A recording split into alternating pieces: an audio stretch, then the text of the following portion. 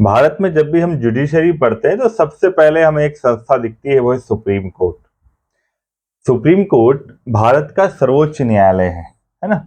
और इसकी स्थापना जो होती है वो 26 जनवरी 1950 को ही हो जाती है। यानी जैसे ही संविधान लागू हुआ सुप्रीम कोर्ट स्टैब्लिश हो गया। अच्छा, इसके पहले हमारे देश में कोई सुप्रीम कोर्ट था क्या? तो देखो, ब्रिटिश रूल के दौरान ना 1773 में सबसे पहले सुप्रीम कोर्ट कलकत्ता में बनाया था। मगर जो आज का हमारा सुप्रीम कोर्ट है, इसके पीछे जो बैकग्राउंड है वो है हमारा 1935 के अधिनियम से हमने एक फेडरल कोड बनाया था। फेडरल, है ना, ये ब्रिटिश सरकार ने बनाया था। और एक प्रीवी काउंसिल होती थी। अब प्रीवी काउंसिल क्या थी कि फेडरल कोर्ट के फैसले पर अपील जो होती थी वो लंदन में होती थी। तो प्रीवी काउंसिल लंदन में होती थी, फेडरल कोर्ट हमारे यहाँ दिल्ली में होता था। तो हुआ ये कि इन दोनों की शक्तियों को मिला करके संविधान सभा में बहस हुई।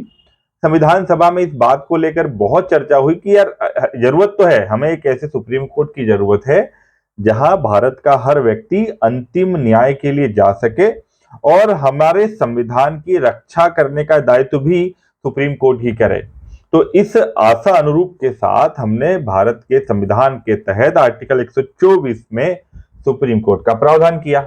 अब सुप्रीम कोर्ट बना 26 जनवरी 1950 को, पहली बैठक हुई इसकी 28 जनवरी 1950 को।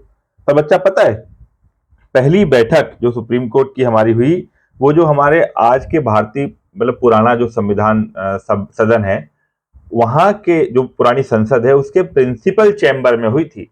यानी पहली बार जब सुप्रीम कोर्ट के जजेस बैठे 28 जनवरी 1950 को, तो संसद में बैठे थे। और जो आज की बिल्डिंग है वो 1958 में बनी थी। तब से लेकर के सुप्रीम कोर्ट वहीं पर काम कर रहा है।